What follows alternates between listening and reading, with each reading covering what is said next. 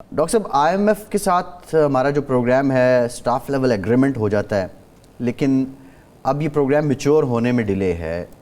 बुनियादी वजह ताख़ीर की क्या है? बिस्मिल्लाहिर्रहमानिर्रहीम। मेरी आप लोगों से जब भी बात हुई है, आपको मालूम है मैंने यही कहा है कि पाकिस्तान को आईएमएफ के बगैर इस वक्त चलाना प्रूडेंट पॉलिसी मेकिंग नहीं है। आप इसका नतीजा ये देखें कि पाकिस्तान का अगर ये स्टैंड बाय अरेंजमेंट जब इंटरिम गवर्नमेंट थी अगर ना होता तो पाकिस्तान इस वक्त जिस तरह 9 अरब डॉलर के रिजर्व्स हैं, एक इन्फ्लेशन भी कम होने की तरफ है, बाहर जो एक्सटर्नल खसारा है वो भी थोड़ा संभल गया है, तो एक माइक्रो स्टेबिलिटी सी है। अब मसला यूं है कि पाकिस्तान आईएमएफ के पास जाता ही तब है जब एक्सटर्नल का चैलेंज आता है, यानी कि हमारे पास डॉलर नहीं होते और हमने पैसे बाहर देने। So let's see the exact figure जो हमें FY25 मालियाती साल जो 1 जुलाई 2024 को शुरू हुआ और 30 जून 2025 को ख़त्म होगा, 26.2 अरब डॉलर इसमें से हमने जमा करके वापस करने हैं बाहर, जो हमने बोरो किए हुए हैं अपने बोरोअर्स से। इसमें 12 अरब डॉलर वो हैं रकम जो हमने वापस करनी तो है बट हम करेंगे नहीं, बिकॉज हम नहीं कर सकते। 9 अरब के तो रिजर्व्स हैं, तो हम सऊदी अरेबिया को कहेंगे कि 5 अरब डॉलर मौखर कर दीजिए 1 साल, चाइना को कहेंगे 4 अरब डॉलर और यूएई को कहेंगे 3 अरब डॉलर मौखर कर दीजिए। आईएमएफ ने कहा कि आप ये मौखर करने की जो गुफ्तगू है उसको अमली जामा पहनाकर एग्जीक्यूटिव डायरेक्टर लेवल पर इसकी कॉन्फर्मेशन दे दें। अब ये हमें भी नहीं मालूम, अथॉरिटीज़ को भी मेरा नहीं ख्याल कि एग्जैक्टली मालूम है कि वो कॉन्फर्मेशन आने में अगर डिले है तो क्यों है, क्योंकि उसमें से सिर्फ 1 अरब डॉलर अभी तक उसकी तारीख आई थी और वो हमने मौखर करवा लिया है। बाकी 11 की conformation at the executive director level जानी है, आई होप चली जाएगी। पर इससे बढ़ के जो बात इस वक्त पैदा हो गई है वो ये है कि उन्होंने कहा है कि ये आपका 2 अरब डॉलर आपको एक्स्ट्रा चाहिए, क्योंकि आपने कहा था हम बॉन्ड करेंगे पर आप बॉन्ड नहीं कर पाएंगे। So please get another $2 billion in commitment. उसके लिए 2 चीज़ें की जा रही हैं, एक ITFC ट्रेड फैसिलिटी और एक सऊदी अरेबिया अगेन, कि हमें कोई $1.2 बिलियन वहाँ से मिल जाए और कुछ नई कमर्शियल फाइनेंसिंग मिल जाए। ये है डिले की मेन मुहर्रिकात। मेरे ख्याल में तो आईएमएफ को थोड़ा सा इस पर आई थिंक ईजियर रहना चाहिए। हम गए ही आपके पास इसलिए कि अगर हम ये सब काम खुद कर सकते तो आपके पास जाते ही ना। हम 26.2 अरब डॉलर की रीप्रोफाइलिंग, वर्ल्ड बैंक से पैसे लेना, आईएमएफ के पैसे लेना, ये सब हम खुद कर लेते। हम तो गए ही इसलिए हैं कि ये सब चीज़ में मदद कीजिए। ऑन दी अदर साइड वो अथॉरिटीज़ को कहेंगे कि आप पहले कर लेते। हमारा ये ख्याल था ये अगस्त में हो जाएगा, बट कॉम्प्लिकेशंस बहुत सी हैं ना। हमने चाइना के पैसे और बहुत वापस करने हैं, 500 अरब के करीब पावर सेक्टर का। वो चाइना कहेगा जब हम रीप्रोफाइलिंग मांगेंगे कि उसका क्या करना है। सो ये है मेन मुहर्रिकात। इसमें मुझे 2 अब एक जिसे कहेंगे ना अनकंफर्टेबल सिचुएशंस डेवलप होती हुई दिखाई दी हैं। जो 100 अरब रुपए का इस वक्त एफपीआर का शॉर्टफॉल आया है, आई होप कि आईएमएफ उस पर अपनी आंखें जो हैं अभी क्लोज ही रखेगा और इंतज़ार करे 1-2 माह और कि हम कैसा परफॉर्म करते हैं। ये फरमाएं कि पहली तो बात ये है कि सऊदी अरब से हमने जो शुनीद है, जो ख़बरें चली वो ये कि $1.2 बिलियन हमने कर्ज़ मांगा। उन्होंने कहा कि नहीं जी हमें रेकोडेक के शेयर्स दे दें, रोल ओवर में भी ताख़ीर हो रही है। तो इसकी बुनियादी वजह क्या है? कैसर बंगाली साहब कहते हैं कि जी अब हम पे दुनिया का एतमाद उठ गया है, ना हमारे कोई इदारे ख़रीदने के लिए तैयार है, ना हमें कोई कर्ज़ा देने के लिए तैयार है, ना हमारे पास जो है कोई ऐसे वसाइल हैं जिसकी वजह से हम समझें कि भाई रोल ओवर भी आसानी से हो जाएगा और आईएमएफ भी किसी वक्त आंखें दिखा सकता है। तो ये क्या कॉम्प्लिकेशन क्या है हमारी? देखिए जी, कॉम्प्लिकेशन तो इन दी एंड इरशाद साहब ये है कि हमने अपने घर को खुद ठीक करना है। कॉम्प्लिकेशन तो बड़ी सादी सी है कि जो इम्पोर्टेंट की एरियाज़ हैं उनको ठीक कीजिए तो हमें ज़रूरत नहीं पड़ेगी। अब रेकोडेक पे बात कर लें। देखिए रेकोडेक पिछले काफ़ी अरसे से एक डील मैच्योर हो रही है और वो मैच्योर यूँ हो रही है कि सऊदी अरेबिया और कतर का भी इंटरेस्ट जो है, और I am privy to this, with knowledge मैं गुफ्तगू कर रहा हूँ और बड़ा जिम्मेदारी से कर रहा हूँ। रेकोडेक के जो गवर्नमेंट के 25% फेडरल गवर्नमेंट के शेयर्स हैं उसमें था। उसकी वजह बड़ी सादा है। 2029 में $1 बिलियन का उसमें से जो कॉपर है वो निकल आएगा और अगले 40 साल मिनिमम निकलता रहेगा। So it's a good deal. तो उसमें से सऊदी अरेबिया का 15% का एक डेफिनेट इंटरेस्ट है।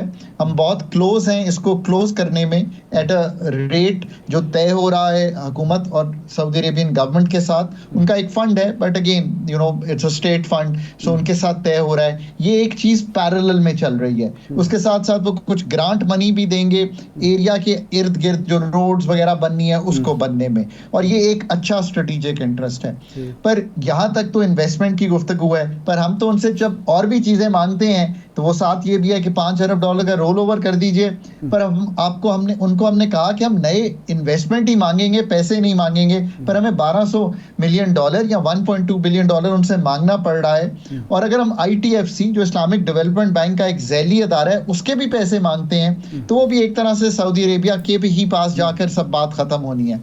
अब ये सारी जो चीजें इनको अमली जामा पहनाना है। थोड़ा सा सेपरेट कर लें इस गुफ्तगू को। देखिए ये सब IMF और जो हमारा इमरजेंसी वार्ड का ट्रीटमेंट है ये तो पाकिस्तान को हमें देना ही पड़ेगा, इसमें कोई दो आरा नहीं है। This is important, this is जिसे कहेंगे this is to do with keeping the stability जो है वो उसको इंटैक्ट। दूसरी इन्वेस्टमेंट साइड है उसको बनाना अपनी जगह जरूरी है।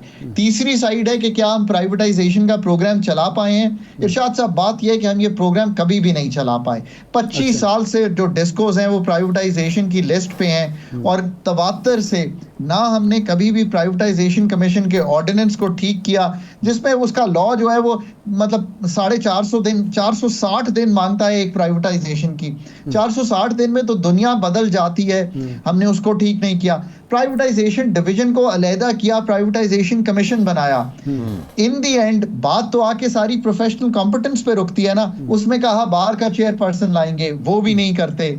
फिर इन अदारों को तैयार करने के लिए ऑफ कोर्स गोल्डन हैंडशेक्स देना जरूरी है, लोगों को घर भेजना जरूरी है। ऐसा नहीं हो सकता कि एक हैवी PIA हो, फाइनेंशियली भी HR में भी पुराने जहाजों के साथ। ठीक है मानता हूं कि रूट्स अच्छे हैं पर ये सारी जो लाइबिलिटी है किसी ने कैरी करनी है। 24-25 साल पुराने जहाज को उड़ाना है। अब ये सारे क्लीन अप के लिए इरशाद साहब प्रोफेशनल एंड कॉम्पिटेंट पीपल चाहिए। आज तक ना कहीं ला सके हैं और इस क्राइसिस में हैं। डॉक्टर साहब ये बताइए, डॉक्टर साहब अभी आपने बात की है प्राइवेटाइजेशन की, इसी से जुड़ी एक और बात आप करते थे कि बहुत से जो इदारे हैं हुकूमती खर्चा ही बढ़ा रहे हैं। अभी हुकूमत ने काबीना ने मंजूरी दी 82 इदारों को जम करके कुल 40 इदारे कर दिए। उसके बाद हमने देखा कि यूटिलिटी स्टोर कॉरपोरेशन के लोग हैं वो एहतजाज कर रहे हैं। सुनने में आ रहा है कि उनके मुज़ाकरात शायद कामयाब हो गए हैं। कैसर बंगाली साहब की तजवीज़ ये थी कि जो ग्रेड 17 से 22 तक के लोग हैं उनको गोल्डन हैंडशेक दिया जाए। आप क्या समझते हैं ये तजवीज़ ठीक थी? और हुकूमत की जो इसमें अप्रोच है क्या वो अप्रोच ठीक है? अगर ठीक है तो ये जो शोर उठ रहा है इसने उठना था, इतना प्रेशर तो आता है उमूमी तौर पे। आपकी आखिरी बात जो है उससे शुरू करते हैं। जब भी कोई बड़ा कदम पॉलिसी की ट्रांसफॉर्मेशन का लेने जाएंगे, एक सरकारी तहवील की PIA, एक सरकारी तहवील के बैंक, एक सरकारी तहवील का एनर्जी सेक्टर, इसको जब बेचने जाएंगे तो इतना शोर आता है। जब लास्ट टाइम कोशिश की थी बड़े करीब आ गए थे तो ताले लग गए थे। बिल्कुल आएगा। गवर्नमेंट अथॉरिटीज स्टेट को ये प्रेशर लेना पड़ेगा, इसमें कोई दो आरा नहीं है।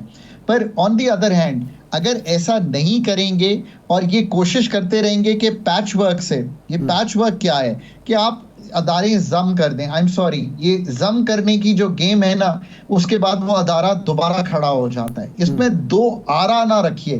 पाकिस्तान में जम करना वक्त गुजारने के मुतरादिफ होता है। सो बी वेरी क्लियर, जिसको बंद करना है, ये 17 डिवीजन है, इनको बंद करना है क्योंकि ये सारे नीचे जा चुके हैं 18वीं तरमीम में। इनके पैसे काटिए। इनके नीचे जो डिपार्टमेंट और जो अदारे हैं कोई होगा जो मूव करना होगा उसको मूव करिए रखिए, पर अदरवाइज जो बंद होने हैं उनको बंद कीजिए ताकि कुछ एम्प्लॉइज 22 से लेके 1 तक के आपको देना पड़ेगा गोल्डन हैंडशेक और घर भेजना पड़ेगा। उसकी वजह क्या है फैसल? मुल्क जो है ना वो एक चैलेंज्ड सिचुएशन में है। $9 अरब के ज़खायर हैं, 12 अरब तो सिर्फ वापस करना है रोल ओवर्स में ही।